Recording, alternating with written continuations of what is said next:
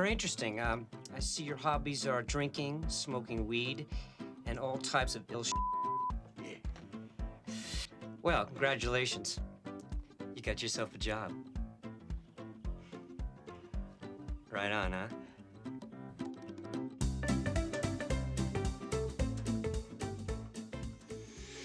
What's up, guys? It's Benny. When something horrible happens, the easiest way to stop that thing from happening ever again is to find those responsible and to make sure that they are punished. Sometimes that means a slap on the wrist. Sometimes that means life in prison. Sometimes that means even worse.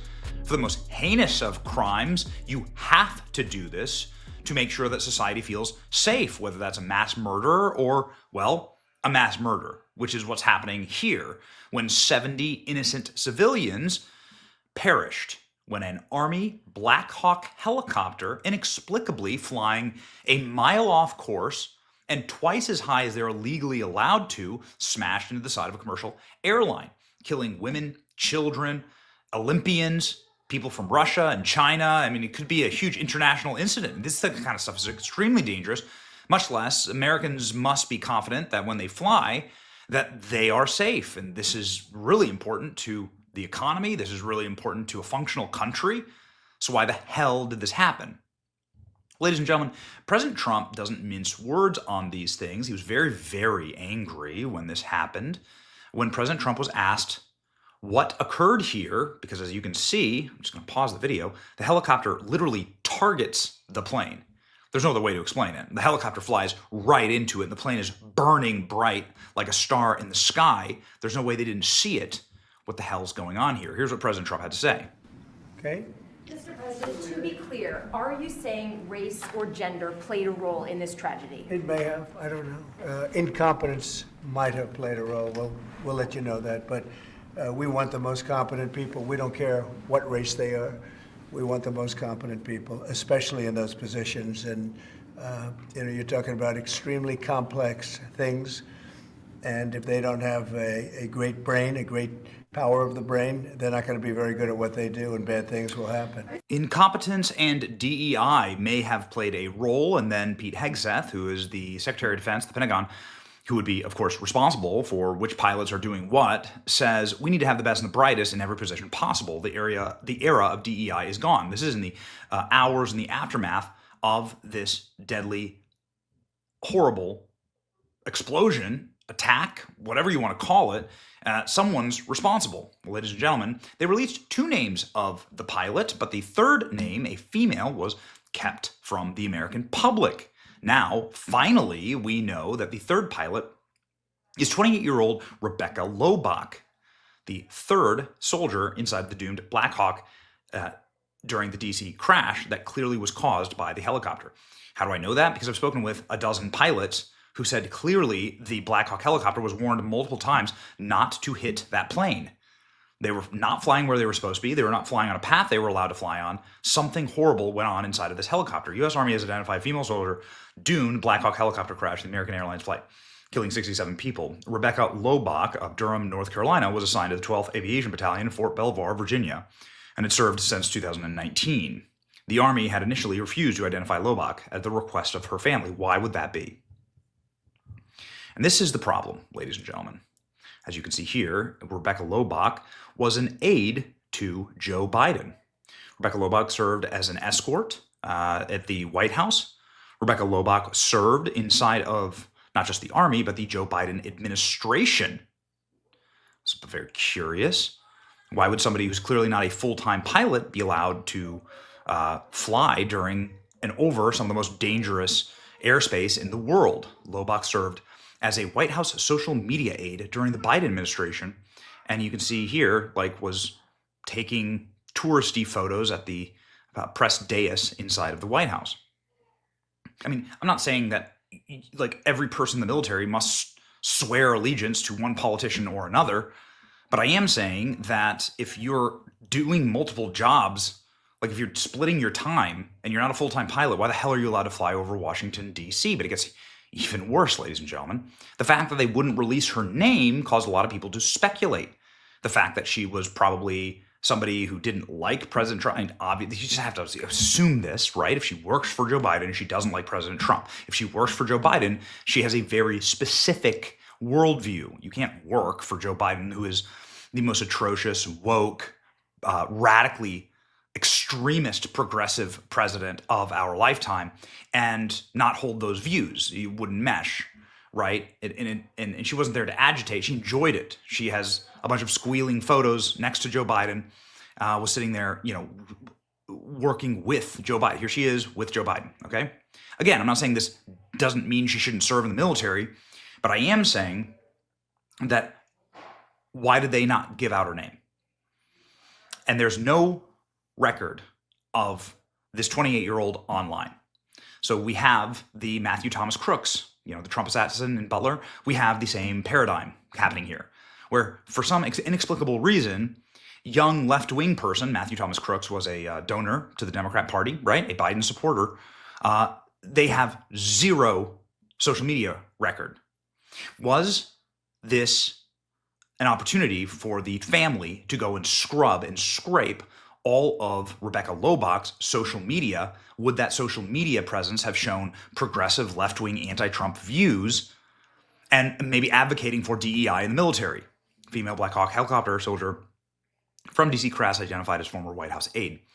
I'm telling you that I spoke with a Black Hawk pilot who told me that there's absolutely no way that somebody with only 500 flight hours should be flying over Washington Reagan National Airport. This is the most number of VIPs, world leaders, senators, members of Congress, members of the administration, members of the media, celebrities, tourists.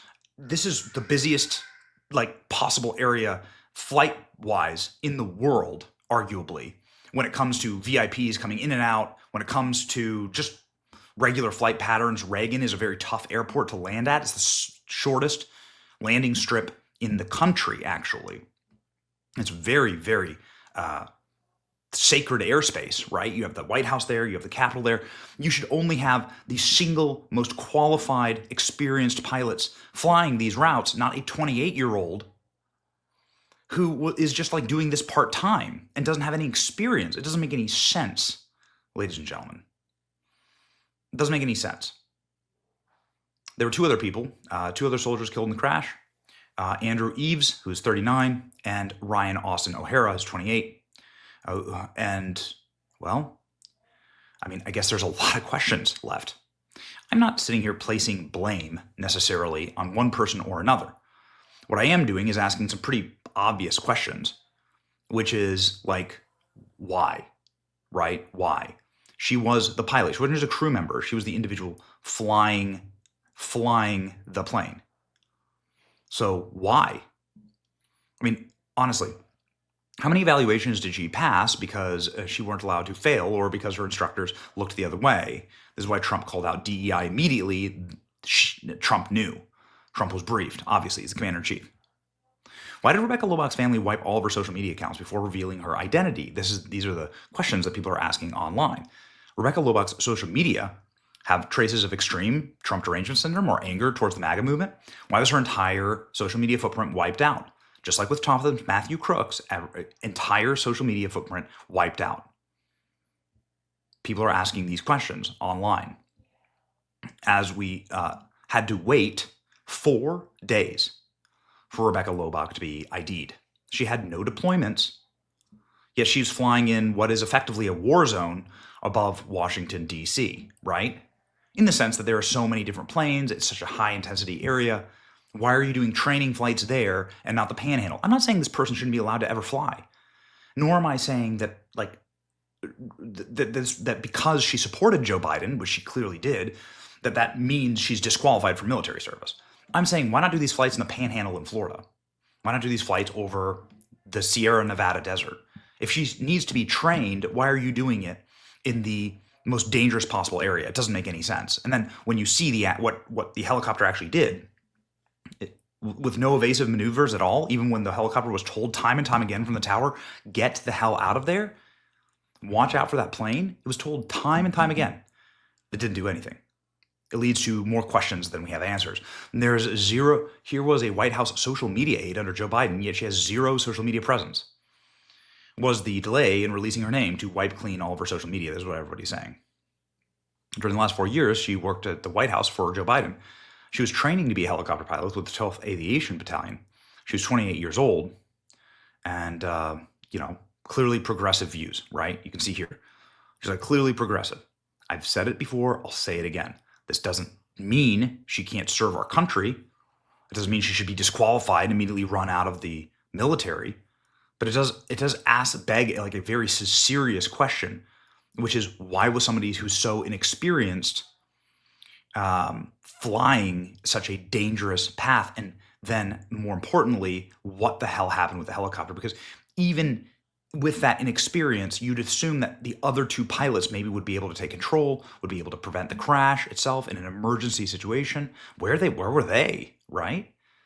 And why was the helicopter veered so wildly off course? You can see in multiple clips that the helicopter was clearly doing like a beeline for that plane. You can see it like for 60 straight seconds, the helicopter and the plane like flying at each other. Something is off here. She goes from White House social media age to flying dangerous Black Hawk helicopters at night. Yeah, exactly. She's a staunch supporter of Joe Biden. Her social media has been scrubbed. Her social media showed obvious extreme left-wing progressive opinions. Rebecca's not alive anymore, along with so many more. The family needed to withhold her name so that they could wipe her politics off of social media. It took them a few days. I'm sure you all understand. You're not angry enough. I mean, I've stated pretty clearly what I believe, right? I'd like to get my pilot's license someday. I sure as hell, like, let me tell you, I have buddies who have private planes. I have buddies who like are pilots, right, on their small planes that they own. And I think it's really cool. I'd love to get my pilot's license someday. I'm not going to be training over Manhattan. I'm not going to be like trying to get my license inside of the most dangerous airspace in the world. I will literally find an empty field in order to begin my flight training. I'll probably start obviously on a computer, right? Yeah.